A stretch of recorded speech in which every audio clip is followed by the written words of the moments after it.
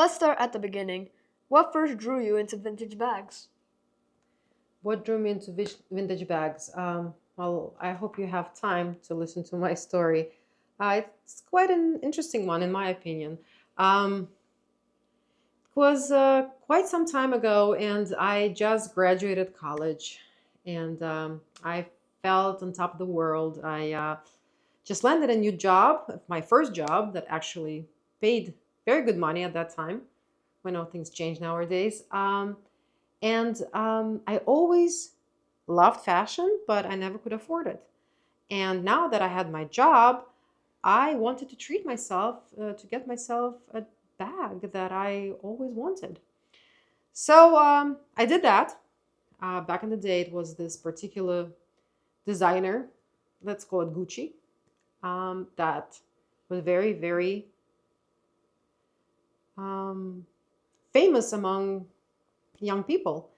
So I went to a department store, to a fancy department store, and I bought this bag. I was extremely happy, proud, fulfilled. Fast forward a couple of months, um, I'm at a corporate party from my job, and I'm putting on my outfit, and of course, I take my very treasured bag to show it off. So I come into the room full of people, full of my coworkers, and everybody's having a good time. Everybody's conversing. And what do I notice? That most of my workers, my female coworkers, are wearing pretty much the same bag or something very similar to it.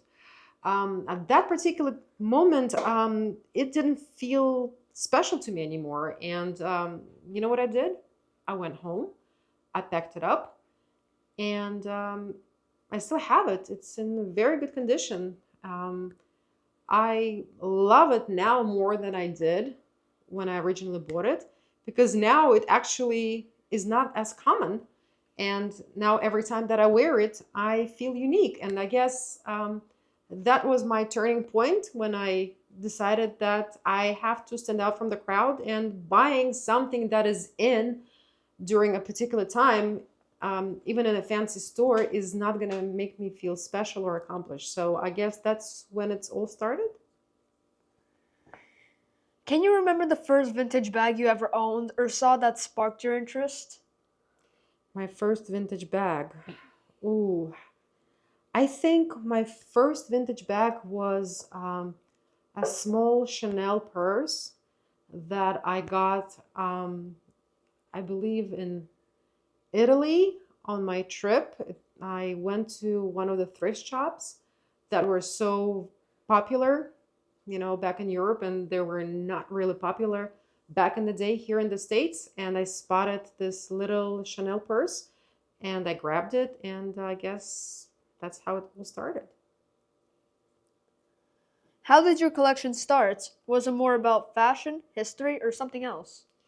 Well, like I said before, I realized that just buying one bag at a full price, that is in being a current style, is not going to make me feel special because so many people wear the same thing. Because that's what people tend to do. The people that have money, they tend to buy the it bag that is in right now. Like nowadays, everybody's wearing Dior tote, and everywhere you go and look, everybody's wearing tote, that Christian Dior, and you just look at it, it's not special anymore. First time you see it, you're like, wow, I must have this bag. But then you see one person, the next one, and everybody's wearing the same thing.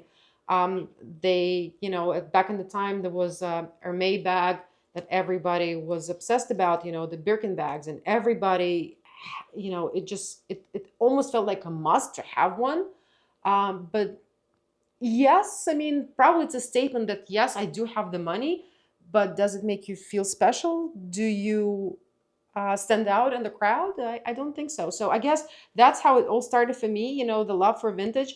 And because I also realized that I could buy a few bags and pay the same amount of money as compared to owning just one, the it bag, for that particular time. What challenges did you face in the early days of collecting? Well, what challenges? Well, I guess it's the fact that the supply wasn't as big as it is nowadays. Um, there were no website back in the days that were selling vintage bags. So I really had to go and find them. Like it was almost like treasure hunting. I found them in thrift stores all over Europe every time that I traveled. Um, Internet wasn't around as much as you remember, like we had to wait for that dial-up tone to get online. So there were no really particular website that were selling vintage bags, or if there were just um, not that many. So it made it hard. So I guess that's was the biggest challenge, just the availability of the items and the availability of the information back then.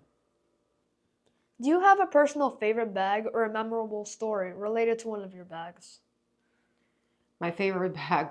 I have so many favorites. It's hard to distinguish just one, but I've always been a Chanel gal. I guess Chanel 2.55 is my favorite one. This is the one that I treasure the most. Maybe it was because it was a gift from my husband.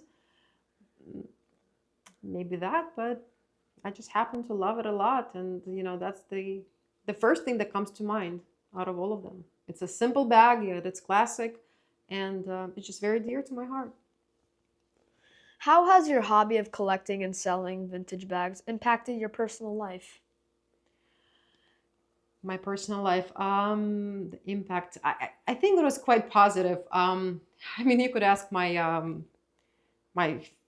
female members of my family, my daughter and my mom, who they absolutely love my bags because they have an opportunity to wear all of them.